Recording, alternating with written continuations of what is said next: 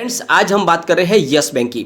Yes bank के quarter 4 के आंकड़े निकल कर आ चुके। बहुत ही शानदार आंकड़े हैं। जैसा हमने सोचा था वैसे ही आंकड़े निकल कर आए और आज यस बैंक के लिए बहुत बड़ा दिन साबित होने वाला था, लेकिन बाजार ने साथ नहीं दिया। एक बहुत बड़ा बैड लक है। बाजार में भयंकर गिरावट है और इसकी वजह से यस बैंक के शेयर में भी गिरावट हो चुकी है।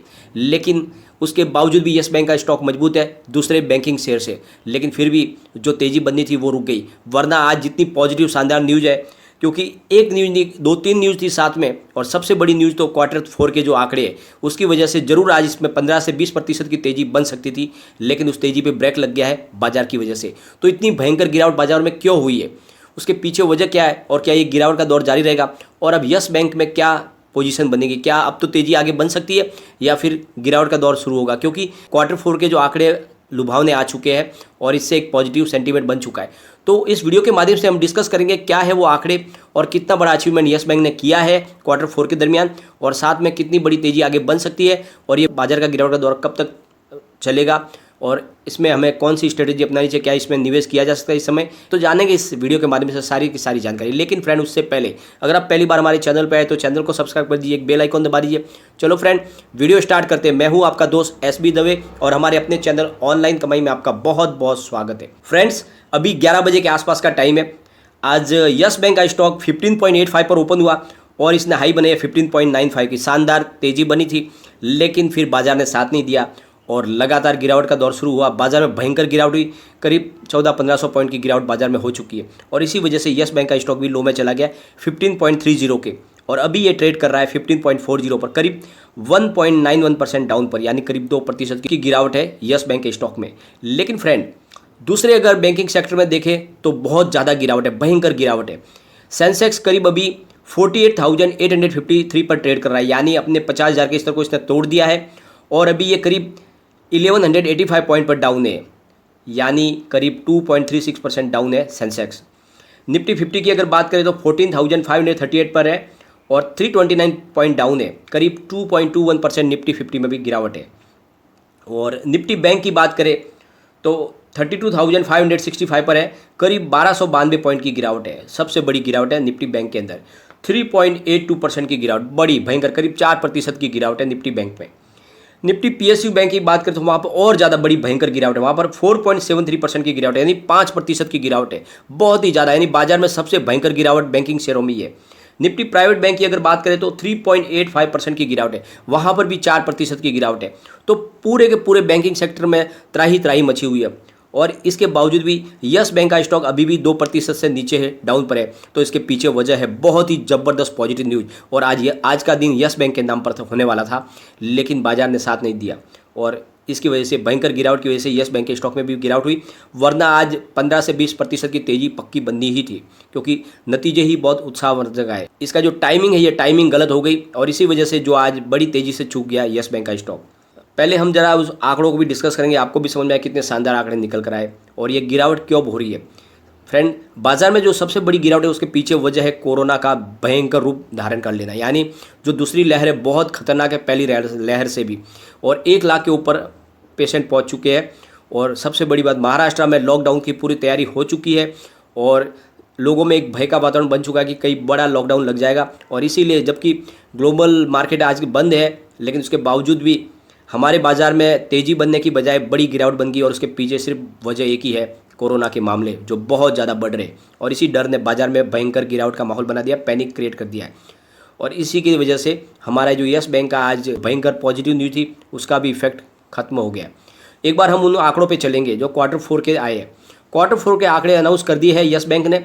यस बैंक ने कहा कि क्वार्टर 4 में बैंक्स लोन और एडवांस 172.850 करोड़ का रहा है, जो ईयर ऑन ईयर बेसिस पर 0.8% की बढ़त दिखा रहा है। पिछले साल ये था 171.443 करोड़ का था, और क्वार्टर ऑन क्वार्टर बेसिस पर 1.8% की बढ़त दर्ज की गई है। क्वार्टर 3 में बैंक्स लोन और एडवांस था 169.721 करोड़ का, यानी पिछले क्वार्टर 3 से बहुत ही शानदार परफॉर्मेंस दिखाई यहाँ पर। और सबसे अच्छा कमाल दिखाया बैंक डिपॉजिट के अंदर, ईयर ऑन ईयर बेसिस पर 54.7% की बढ़त के साथ में 162.947 करोड़ रहा है, जबकि पिछले साल स्वयं क्वार्टर में यह 105.364 करोड़ था।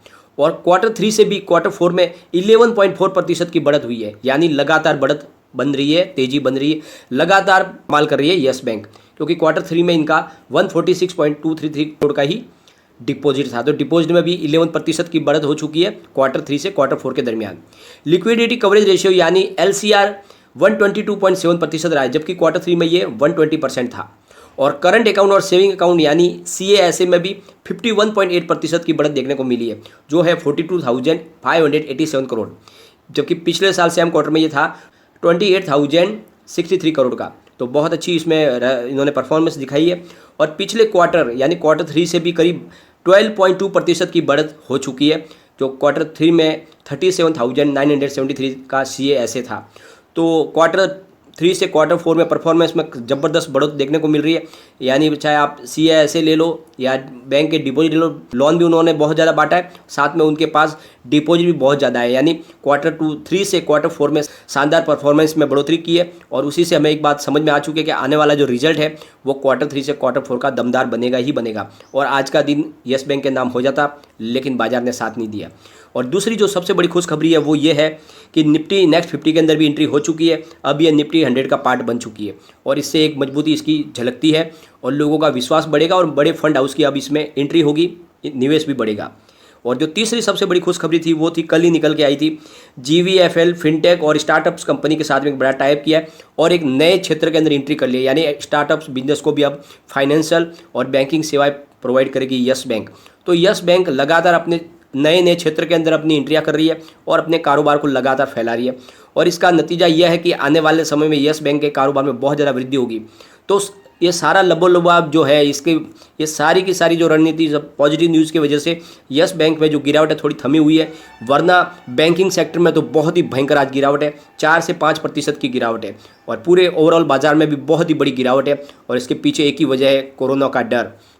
महाराष्ट्र के अंदर तो भयंकर केस बन चुके हैं और पूरा लॉकडाउन की वहाँ तैयारी होने की संभावना बन चुकी है, और इसी का डर लोगों को है। और लोग लगातार अपना जो भी प्रॉफिट है उसको घर ले जाना चाहते हैं, और इसी वजह से एक तरफा सारे के सारे सेक्टर में गिरावट बनी हुई है। सिर्फ IT सेक्टर के अंदर तेजी, और इसके पीछे वजह है कोरोना ही। लोगों को लगता है कि अगर फिर से लॉकडाउन हो जाएगा तो वर्क फ्रॉम होम शुरू होगा, तो ऐसे समय में IT सेक्टर और ज़्यादा तेज़ी दिखाएगा। और इसी लोगों का भरोसा बना हुआ है IT सेक्टर पे, तो वहाँ पर तेज़ी है। बाकी सारे के सारे सेक्टर बहुत ही ज़बरदस्त बुरी तरह से गिरे हैं, और ज़्यादा से ज़्यादा जो गिरावट है, भयंकर गिरावट, वो है बैंकिंग सेक्टर में। और इसी की वजह से यहाँ पर थोड़ी गिरावट का असर हो रहा है। लेकिन आपको एक बात समझनी चाहिए कि यस बैंक ने अपनी परफॉर्मेंस लगातार बनाई है, और आज ये बहुत ही अच्छे खुशी का दिन है। अगर बाजार कवर हो जाता है तो भयंकर तेज़ी यस बैंक के अंदर बन जाएगी। लेकिन फिलहाल इसमें अभी भी खरीदी हो रही है, निचले लेवल से अच्छी खासी खरीदी हो रही है। वॉल्यूम के मामले में आज ये 4 नंबर पे है, अच्छा खासा वॉल्यूम चल रहा है, और आगे इसमें माहौल तेज़ी का बन सकता है। और जो इसने जो आंकड़े पेश किए वो काबिल तारीफ़ है, और जैसे हमने सोचा था वैसे ही आंकड़े दिए थे। उसने अपने भरोसे को कायम रखा है, जैसा हमने उसके ऊपर भरोसा किया था उन्होंने वैसा ही रिजल्ट दिखाया है। और आने वाले समय में हमें यस बैंक पे भरोसा रखना होगा, क्योंकि यस बैंक ने अपना नतीजा भी दिखाया है। तो जो रिजल्ट आएगा वो दमदार जरूर आएगा, तो आपको इसमें ज़्यादा घबराने की जरूरत नहीं है। लेकिन बाजार साथ नहीं दे रहा है, क्योंकि कोरोना ने बहुत बड़ा कहर अपना ढाना शुरू कर दिया है, और यही एक बाज़ार के लिए सबसे निगेटिव बात है। और इसी वजह से अब इसकी रणनीति जो है वो इसी के ऊपर रहेगी कि कब तक बाज़ार में ये कोरोना के मामले कम हो और ये जो रिकवरी का मामला शुरू हो, तो तेज़ी जरूर बनेगी। तो आपको इसमें यस बैंक को दोष देने की जरूरत नहीं है। आज यस बैंक में अच्छी तेज़ी बनती, आज का दिन यस बैंक के नाम पे था, लेकिन बाजार ने साथ नहीं दिया। तो बाजार अभी शुरू है, देखते हैं आगे क्या होता है। लेकिन फ्रेंड, कोई भी इन्वेस्टमेंट करने से पहले अपने फाइनेंस एडवाइजर से एक बार एडवाइस ले ले, या अपना खुद का रिसर्च करें, क्योंकि मैंने वीडियो आपके एजुकेशनल पर्पज़ के लिए ही बनाया। वीडियो पसंद आए तो लाइक शेयर जरूर कीजिए और चैनल को सब्सक्राइब कर दीजिए। Thank you friend.